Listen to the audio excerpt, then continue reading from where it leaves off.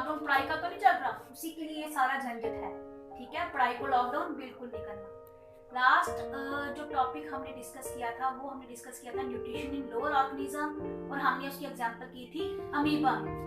अब हम बात करेंगे न्यूट्रिशन इन हायर ऑर्गेनिज्म और एग्जांपल लेंगे ह्यूमन की, चाहे वो मल्टी सेलुलर ऑर्गेनिज्म है, मैन है, एनिमल है। इनमें न्यूट्रिशन कैसे कंप्लीट होती है, कौन कौन से स्टेप्स तो सेम रहेंगे, लेकिन प्रोसेसेस और क्या क्या रहेंगी, क्या क्या होगा, वो सारा इस टॉपिक में हम डिस्कस करेंगे। मैन में भी ह्यूमन में भी न्यूट्रिशन वही 5 स्टेप्स जो है फॉलो होंगे। इंजेशन वाला, digestion, absorption, assimilation and egestion. अब ह्यूमन क्या है, ह्यूमन मल्टी सेलुलर है, और ह्यूमन के पास हमारे पास क्या है, वेल डिजाइंड ऑर्गन सिस्टम्स। ठीक है, अब डाइजेशन हमें पता है प्रोसेस क्या है। डाइजेशन तो प्रोसेस है कॉम्प्लेक्स मॉलिक्यूल्स को, कॉम्प्लेक्स जो इनसॉल्युबल सब्सटेंसेस है, फूड पार्टिकल्स, उनकी सिंपलर फॉर्म में सॉल्युबल फॉर्म में चेंज होने की प्रोसेस को हम डाइजेशन कहते हैं। अब डाइजेशन जो है, जैसे हमने अमीबा में बात की थी, तो वो तो सिंगल सेल था, उसके पास कोई स्पेशलाइज्ड सेल ऑर्गेनली नहीं थी, लेकिन हमारे पास यहाँ एक कंप्लीट डाइजेस्टिव सिस्टम है, एक पूरा ऑर्गन सिस्टम है जो डाइजेशन की प्रोसेस को फैसिलिटेट करता है, उसको हम कहते हैं डाइजेस्टिव सिस्टम।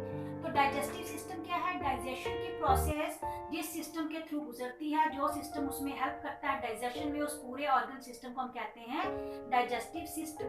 हमारे डाइजेस्टिव सिस्टम जो है उसके 2 पार्ट्स, ह्यूमन डाइजेस्टिव सिस्टम को हम 2 पार्ट्स में डिवाइड करते हैं। एक पार्ट आता है एलिमेंट्री कैनाल, जो है माउथ टू एनस, एक लॉन्ग ट्यूब जो अलग अलग डायामीटर में है, जिसका अलग अलग डायामीटर है।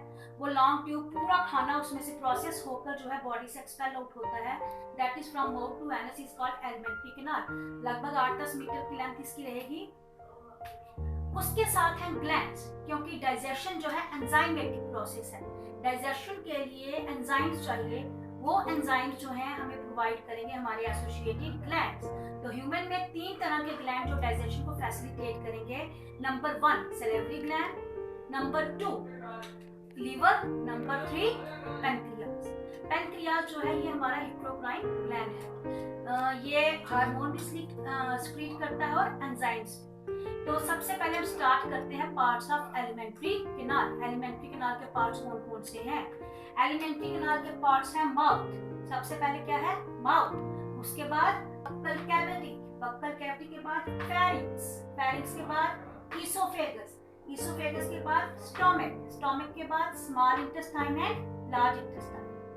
हमने याद रखना है alimentary canal mouth to anus है, तो सबसे पहला पार्ट माउथ, दूसरा बक्कल कैविटी, तीसरा पार्ट हमारा क्या आ गया फेरिंक्स, चौथा आ गया ईसोफेगस, फिर हमारा आएगा स्टोमक, फिर small intestine, large intestine, then anus. अब ये सारे पार्ट्स जो है एलिमेंट्री कैनाल के क्या क्या रोल प्ले करते हैं वो हम आज के इस लेक्चर में देखेंगे। सबसे पहला पार्ट मैंने एलिमेंट्री कैनाल का कहा mouth. Intake of food is called, intake of food is called, क्या कहते हैं फूड इनटेक को, मैंने कल भी बताया था। इंजेशन, तो पहला इंजेक्शन की प्रोसेस किसमें होगी माउथ में। माउथ क्या है, हमारा माउथ क्या है, माउथ जो है अपर्चर, 2 लिप्स जो है बाउंडेड बाय, ये देखो लिप्स है। हम जब अपने मुंह को खोलेंगे तो हाथों से खाना मुंह में डालते हैं और वो इनटेक हो जाता है, दैट इज इंजेक्शन। खाना मुंह में ले लिया तो उसकी इंजेक्शन हो गई। अब मुंह में क्या है, आपने कभी नोट ही नहीं किया हुआ, खाना लिया फटाफट चबाया, एनगल्फ किया, सोचा क्या कहाँ क्या, कभी कुछ नहीं सोचा। अब क्या है, जो खाना, जो बाइट, जो फूड पार्टिकल हमने लिया माउथ के अंदर, अब मुंह में क्या होने वाला है, माउथ, माउथ के बाद मैंने दूसरा पार्ट बोला बक्कल कैविटी।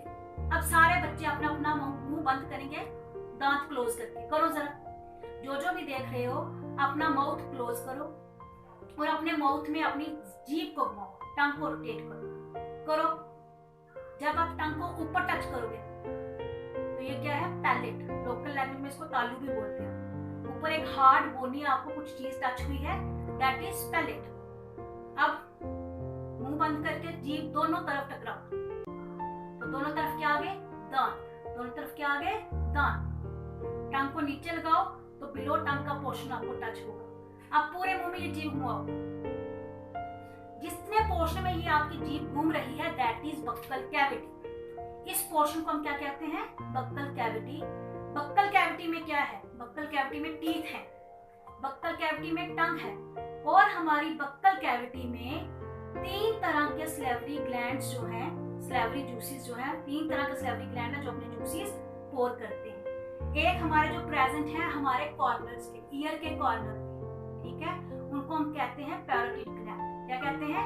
Parotid gland. दूसरे हमारे आ जाएंगे जॉज के एंगल में, जिनको हम कहेंगे सब मैक्सिलरी ग्लैंड, और तीसरे आ जाएंगे टंग के नीचे, जिनको बोलेंगे हम सबलिंगुअल ग्लैंड। ये तीनों तरह के ग्लैंड, जब भी हमको डिलीशियस फूड देखते हैं या हमें भूख लगी होती है तो हमारे मुंह में पानी भर आता है।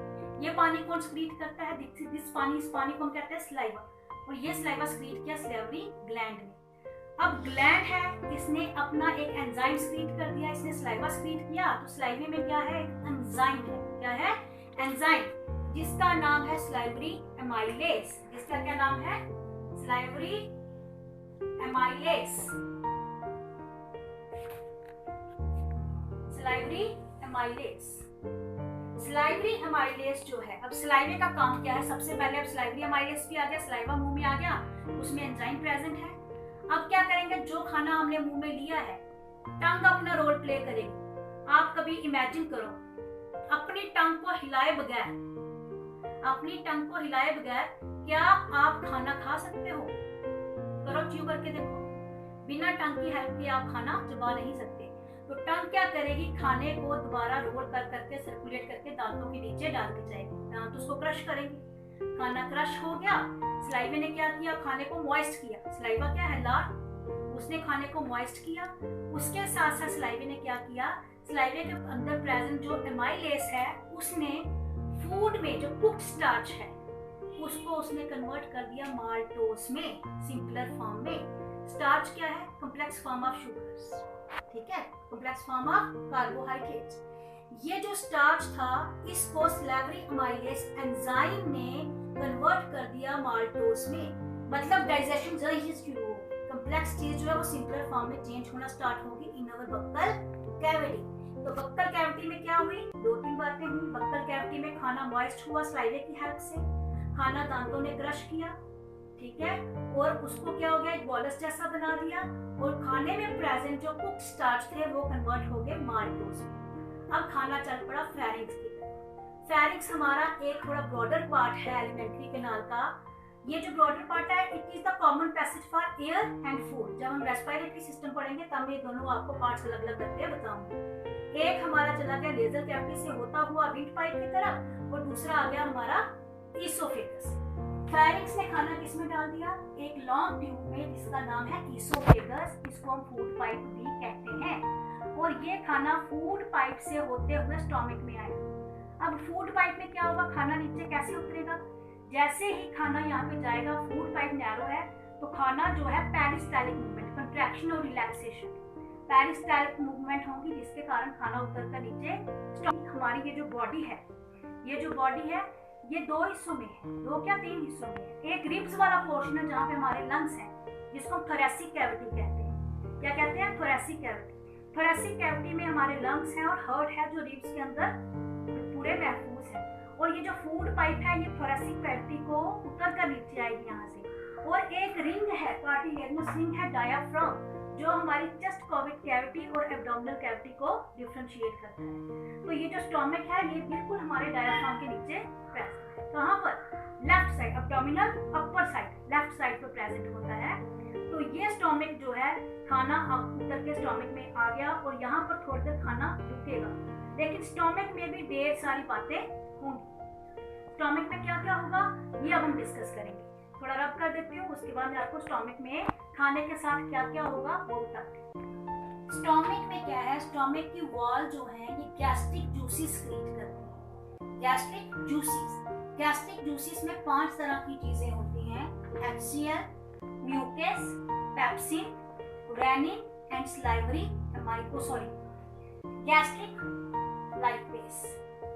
Gastric lipase.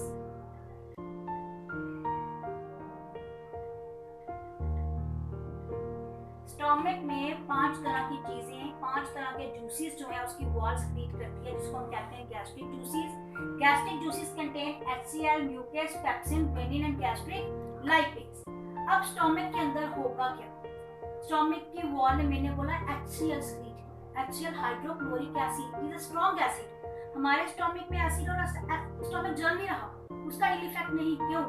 क्योंकि स्टोमक की वॉल में म्यूकस जो है एक ऐसा सबस्टेंस है जो इसकी वॉल में लगातार रीजनरेट करता रहता है और स्टोमक की वॉल को HCl के एक्शन से बचाता है। म्यूकस क्या करता है? स्टोमक की वॉल को HCl के एक्शन से बचाता है। अब HCl ने क्या करना है? HCl ने काफी सारे फंक्शंस करने हैं। सबसे पहले खाना उतर के जो आया है स्टोमक में, उस खाने को ये बना देगा एसिडिक। एसिडिक इसलिए ताकि इस पर ये वाले जूसेस काम कर सके। HCl will acidify the food। अब ये एसिड है तो कोई भी फॉरेन पार्टिकल, जो हार्मफुल पार्टिकल बैक्टीरिया खाने के साथ चला गया तो उसको भी किल करेगा। खाने को ये गला देगा, है ना। खाने को एसिड है ना, खाने को ये गलाकर बिल्कुल सॉफ्ट एक सब्सटेंस में उसको कन्वर्ट कर देगा। ये क्या करेगा? जो पेप्सिन और रेनिन नाम के जो गैस्ट्रिक जूसेस हैं, ये अपनी इनएक्टिव स्टेज में होते हैं। प्रोरेनिन एंड पेप्सोजिन प्रेजेंट होते हैं, ये उनको एक्टिवेट करेगा और रेनिन और पेप्सिन ने एक्टिवेट कर दिया। अब मजे की बात ये है, खाने को उसे सॉफ्ट भी कर दिया। अब खाना जो है वो एसिडिक मीडियम, खाना जो है वो एसिडिक हो गया। तो अब ये जो खाने में प्रेजेंट पेप्सिन है, खाने में प्रेजेंट जो प्रोटीन है, उसको पेप्सिन नाम का एंजाइम पेप्टोन्स और प्रोटियोसिस में चेंज कर देगा। इसमें पेप्टोन्स एंड प्रोटियोसिस, ये मैं आपको पूरे नोट्स अवेलेबल करूंगी। Pepsin will convert protein into proteoses and peptones। Simpler में डाइजेशन शुरू है हमारा। रेनिन जो है ये इन्फेंट्स में ज्यादा एक्टिव होता है, ये मिल्क को कर्डल कर देता है।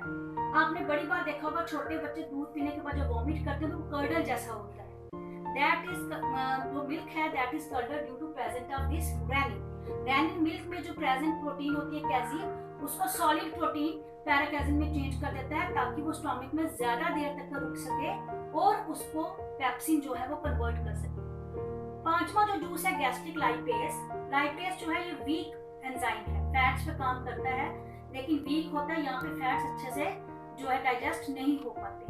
तो अब क्या होगा? ये सारी चीजें जो खाना स्टोमक में था उनके साथ मिलेंगी। जैसे मिक्सर में चर्निंग होती है, एक उस तरह की चर्निंग होगी और सारे जूसेस खाने के साथ मिलकर उसको एक सेमी सॉलिड मतलब फ्लूइड में चेंज कर देंगे। अब डिपेंडिंग अपॉन द फूड की खाना हमने कैसा खाया है, कार्बोहाइड्रेट रिच है 2-3 घंटे पेट में रुकेगा, प्रोटीन रिच है तो 3 से 4 घंटे रुकेगा, फैट रिच है तो 5 से 6 घंटे रुकेगा। डिपेंडिंग अपॉन द फूड हमने कितना हैवी इंटेक किया है, ये हमारे स्टोमक में रुकेगा। उसके बाद ये अगले पोर्शन की तरफ चल पड़ेगा।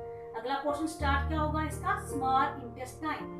स्टोमक से खाना जो है वो पास हो जाएगा इनटू स्मॉल इंटेस्टाइन। अब हम डिस्कस करेंगे स्मॉल इंटेस्टाइन। अब हम बात करें स्मॉल इंटेस्टाइन की। स्टोमक से खाना जो है पेरिस्टालिक मूवमेंट रहेगी पूरी एलिमेंट्री कैनाल में, तो खाना उतर आएगा हमारे स्मॉल इंटेस्टाइन में। स्मॉल इंटेस्टाइन के 3 पार्ट्स होते हैं। स्मॉल इंटेस्टाइन के 3 पार्ट्स हैं, ड्यूोडेनम, जेजुनम एंड इलियम। अब देखो स्टोमक के बाद ये यू शेप एक लूप बन रही है, यू शेप। ये this portion is called duodenum, this portion is duodenum. Duodenum में खाना आ गया। अब ड्यूोडेनम में क्या होगा? जो लीवर है वो भी अपनी स्क्रीशन डालेगा और पेनक्रियाज भी अपनी स्क्रीशन डालेगा। ये दोनों के एंजाइम खाने के साथ मिलेंगे। तो लीवर की स्क्रीशन क्या है? Bile juice. लीवर स्क्रीट करता है बाइल जूस जो स्टोर कर लिया जाता है गॉल ब्लैडर में, और वो गॉल ब्लैडर इसको स्क्रीट कर देगा किसमें? ड्यूोडेनम में। पेनक्रियाज जो है, बाइल जो है, पहले हम बाइल के फंक्शंस देख लेते हैं।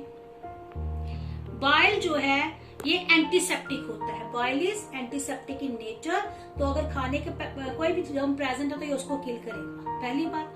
दूसरा ये क्या करेगा? जो एसिडिक फूड है, फूड जब स्टोमक से आया तो HCl के साथ मिक्स था, वो एसिडिक था, ये फूड को बना देगा एल्कलाइन। तीसरा और main important function bile juice का क्या है कि ये फैट्स को इमल्सिफाई करता है। Emulsification of fats mean fat के जो बड़े बड़े ग्लोब्यूल्स होते हैं उसको ये छोटे छोटे पफी जो है बॉल्स में कन्वर्ट कर देता है। तो emulsification of fats is done in duodenum due to presence of bile juice. इतना क्लियर हुआ आपको? इतना पता चला? नेक्स्ट हम बात करते हैं पेनक्रियाज की। पेनक्रियाज जो है, पेनक्रियाज पेनक्रियाटिक जूसेस क्रिएट करेगा। ये हमारा जो है हिटीरियोक्राइन ग्लैंड है, ये ऐसा ग्लैंड है जो एंजाइम भी सिक्रीट करता है और हार्मोन्स भी सिक्रीट करता है। तो एंजाइम में ये जो जूसीज सिक्रीट करेगा, पैनक्रियाटिक जूसीज हम उनको कहेंगे, ये सिक्रीट करेगा ट्रिप्सिन। अब ट्रिप्सिन जहां पर है, ट्रिप्सिन का काम क्या है? ट्रिप्सिन जो है ये जो प्रोटीन्स हैं उनको आगे, पहले उसकी डाइजेशन हुई ना थोड़ी सी, तो जो प्रोटीन्स हैं उसको ये पेप्टोन्स और पेप्टाइड्स में कन्वर्ट कर देगा। किस में कन्वर्ट करेगा? पेप्टोन्स और पेप्टाइड्स में। उसके बाद पैनक्रियाटिक एमाइलेज, आपने याद रखना है एमाइलेज जहां भी होगा ये स्टार्च पे वर्क करेगा। एमाइलेज क्या करेगा? जो माल्टोज थी उसको अदर सिंपलर शुगर में कन्वर्ट कर देगा।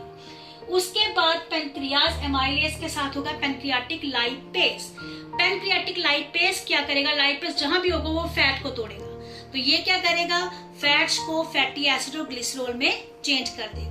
अब पैनक्रियाटिक जूसीज और लीवर की सिक्रीशन के साथ मिला हुआ खाना आगे पुश्ड फॉरवर्ड हो जाएगा into next part of small intestine, that is called jejunum. It is the middle part of small intestine. और स्मॉल इंटेस्टाइन जो है ये जो मिडल पोर्शन, यहाँ पर भी ढेर सारी डाइजेस्टिव जूसेस प्रेजेंट होते हैं। एक बार और, स्मॉल इंटेस्टाइन जो है हमारे एलिमेंट्री कैनाल का लार्जेस्ट पार्ट है, लार्जेस्ट पार्ट, और 6 मीटर लॉन्ग है।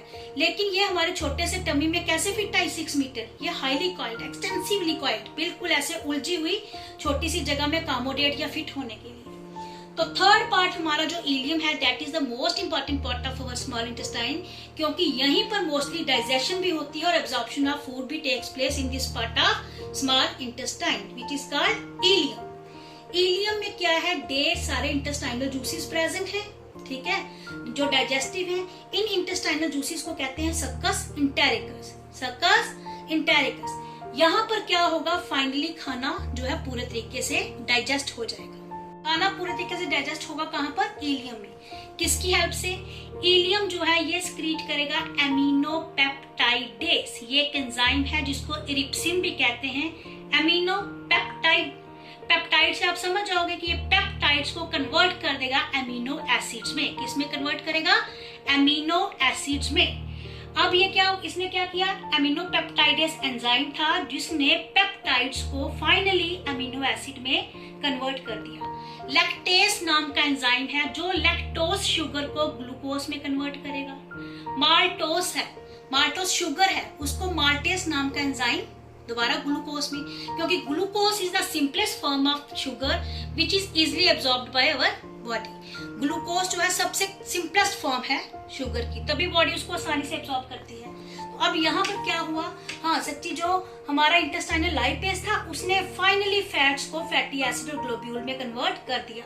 अब यहाँ पर क्या हुआ? डाइजेशन, खाना पूरी तरीके से डाइजेस्ट हो गया, डाइजेशन हमारी कंप्लीट होगी। तो नेक्स्ट हमारी क्या आ जाएगी? एब्जॉर्प्शन। यहीं पर ileum is the site of absorption of food. Ileum में स्मॉल इंटेस्टाइन की जो वॉल है यही खाने को एब्जॉर्ब करेंगी मोस्टली। वो वैसे तो सारी स्मॉल इंटेस्टाइन में प्रेजेंट है, लेकिन ज्यादा एब्जॉर्प्शन जो है वो एरिया को कवर करता है इलियम।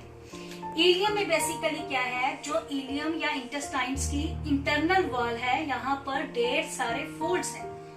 ये फोल्ड्स जो हैं इनको हम कहते हैं विलाई। ये जो फिंगर लाइक प्रोजेक्शंस हैं इनको हम कहते हैं विलाई।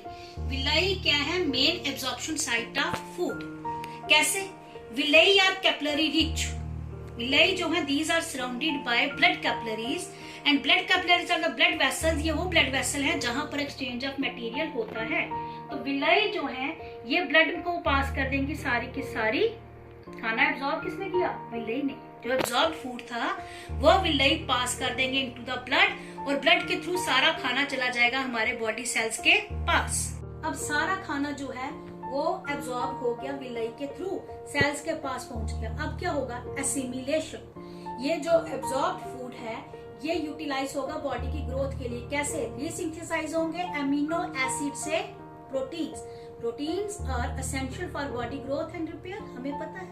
जो फैट्स हैं वो न्यू सेल मेम्ब्रेन की फॉर्मेशन में हेल्प करेंगे और बाकी के बाकी स्टोर हो जाएंगे स्किन के नीचे। इसी तरह जो ग्लूकोज है वो हमारा मेन, ग्लूकोज जो है वो जब बॉडी सेल एब्जॉर्ब करेंगे तो किसके काम आएगा? रेस्पिरेशन, एनर्जी रिलीज के। मेन फ्यूल है बॉडी का, दैट इज ग्लूकोज। खाना एब्जॉर्ब भी हो गया और एसिमिलेशन भी शुरू हो गई। पीछे रह गया अनडाइजेस्टेड फूड। ये अनडाइजेस्टेड फूड पास हो जाएगा इनटू अवर लार्ज इंटेस्टाइन। लार्ज इंटेस्टाइन के पार्ट्स कौन कौन से हैं? Caecum, colon and rectum.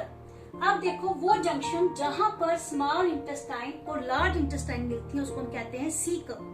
Caecum के एक एंड पर एक वर्मीफॉर्म अपेंडिक्स प्रेजेंट है, स्ट्रक्चर प्रेजेंट है फिंगर लाइक, जिसको हम वर्मीफॉर्म अपेंडिक्स कहते हैं। अपेंडिक्स के बारे में आप बच्चों ने सुना होगा, फलाने को अपेंडिसाइटिस हुई, अपेंडिक्स की दर्द है, ये वही अपेंडिक्स है, इन्फेक्शन के कारण इसमें दर्द होती है।